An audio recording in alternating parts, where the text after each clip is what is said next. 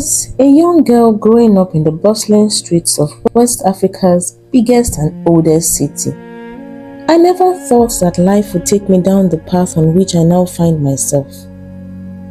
I was always one to toe the straight and narrow. I was shy, unassuming, committed to church, and never for once allowing myself to indulge in any of the usual vices of my time. I vainly believed that I was assured a great life and an even better marriage simply because I kept myself. I had stayed pure till I was finally disvirgined by my husband on our wedding night. However, 11 years after one of the happiest days of my life, I stand in shreds, holding on to a life that feels totally different from what I ever imagined. My name is Amaka, and this is my story. After I got married, I expected God to reward my chastity with an immediate pregnancy. However, 1 year turned to 2, 2 years to 3, and 3 to 4. 4 full years during which I had prayed, wept, and turned to traditional herbal remedies with the hope that I would prove fruitful as a result of taking them.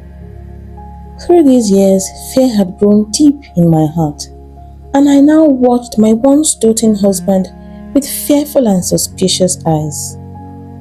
Friends and family advised us to seek medical help, so off we went on a visit to the hospital, where we were seen by the medical doctor, who asked us to carry out several tests. Madam, you have what we call endometriosis. Your womb tissues have grown in the wrong place. They are blocking your fallopian tubes. This is why you are not pregnant. I was heartbroken. Pain shot up like glass shards in my heart as I listened to the doctor tell me that I could only have children through IVF. I felt like I had failed in the one thing that women do so easily. Anyone who knows me would tell you that I am a stubborn woman. I was determined to seek for other opinions. I could not just take the doctor's words like that. I had to try other means, and I had always heard good things about traditional and herbal care, so I decided to go that route. I want to introduce you to someone. She is a very good traditional healer. She knows all the secrets to removing blockages from the womb. She will definitely help you get pregnant naturally. My friend, God will bless you. Oh yeah, let's go and see her.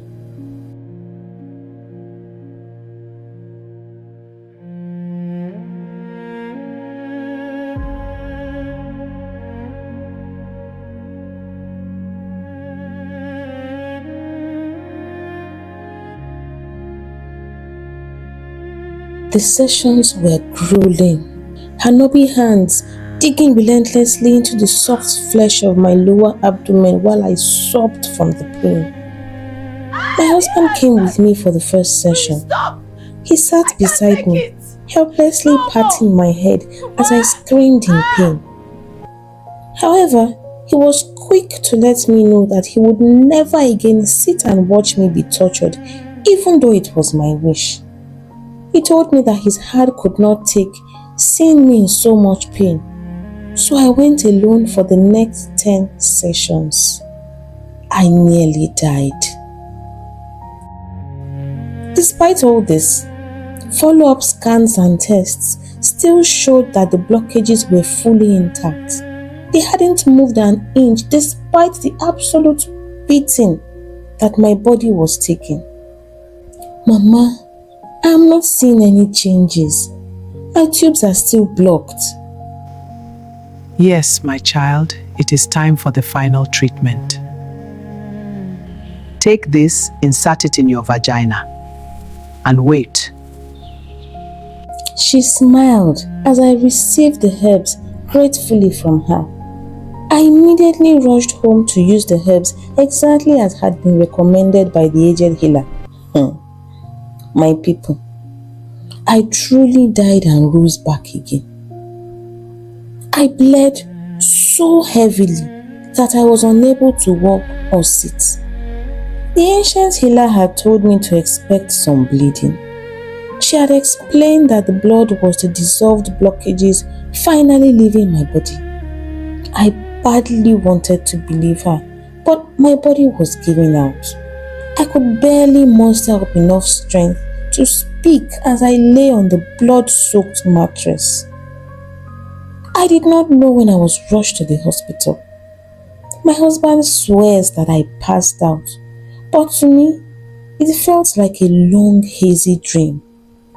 I had to be transfused because of how much blood I had lost, and the doctors scrambled to save my life. Baby, we have been married for 6 years now. I think it is best we follow the doctor's advice. Let us go for IVF. I felt like I had failed again. But this time, I listened to my husband. I listened to the doctors. The doctor examined us to determine if we were good candidates for IVF. He assessed the sperm quality, the egg quality, and the situation of my womb to see if it could carry a baby to term. I watched the doctor's face as he examined me, and I immediately knew that something was gravely wrong. What is the matter, doctor? Madam, it appears as though you do not have a cervix.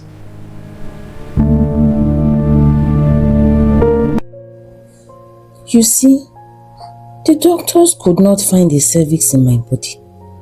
The speculum with which I was being examined could not pass through. That was when I remembered to inform them that I had not seen my period for about 6 months, an occurrence which initially signaled some hope for me, not knowing that things had just taken a turn for the worse. I was sent to take an ultrasound scan. The scan showed that I had indeed been having my periods. The blood for the past 6 months was simply sealed up, contained in my uterus, sloshing around in there with no viable outlet from which to make its exit. I was essentially walking around with months of accumulated period blood sloshing around my innards. What then could have happened to my cervix? Previous tests, examinations and scans proved that I had always had one. So where did it go?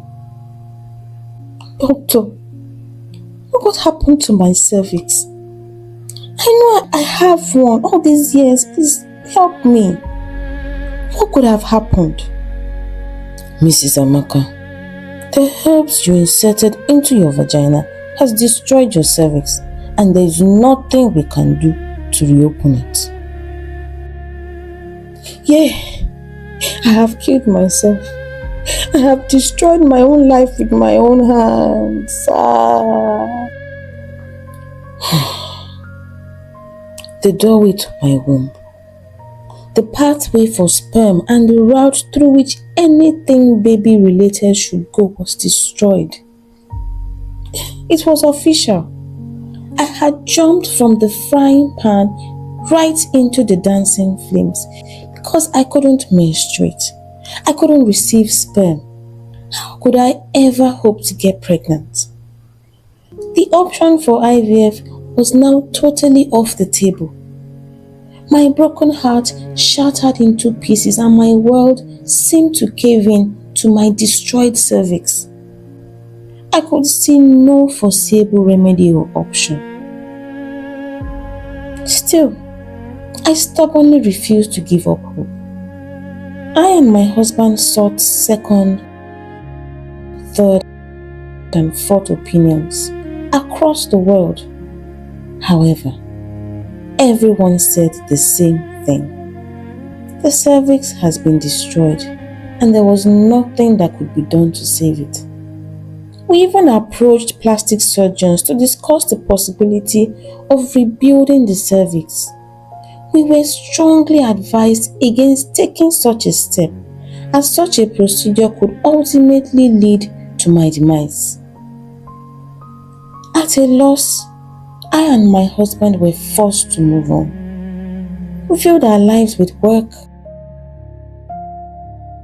with parties, with vacations, different things to keep the days busy and to keep the sad thoughts at bay. But this could still not stop what was coming. The looming shadow sitting like storm clouds across my horizon. I fell sick. It was sudden, unexpected, a high fever that refused to leave till I was rushed unconscious to the hospital in the throes of full-blown sepsis. You see, the period blood that had kept accumulating in my body over the past years had stayed there and festered. It had grown into the perfect breeding ground for bacteria and for other dangerous organisms. This had made its way into my bloodstream, and the infections were doing their very best to shut down my body systems one after the other. My life was in danger, and it needed to be saved urgently. The immediate vote was for a total hysterectomy. My womb, all that made me a woman, stripped off and unceremoniously thrown into the trash. My husband did not think too long. For him, it was a no-brainer. He said my life was much more important to him than anything else. So I was prepped for emergency surgery, and my womb was removed.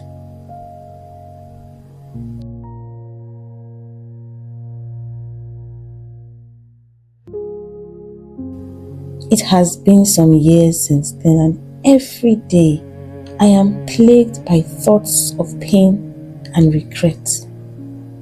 Why? Why didn't we listen to the doctors and do IVF when it was initially suggested over 6 years ago?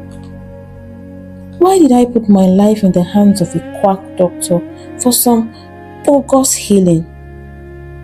Why did I willingly insert a foreign object up my vagina and into my cervix? If only I had known. If only we had done things differently.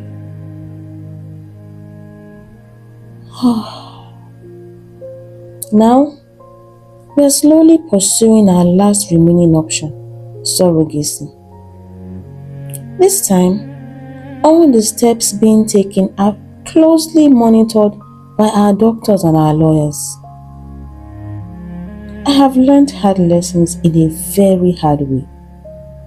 I have tasted the heat of the pan. I have been burnt to a crisp by the merciless fire. My name is Amaka, and this is my infertility story.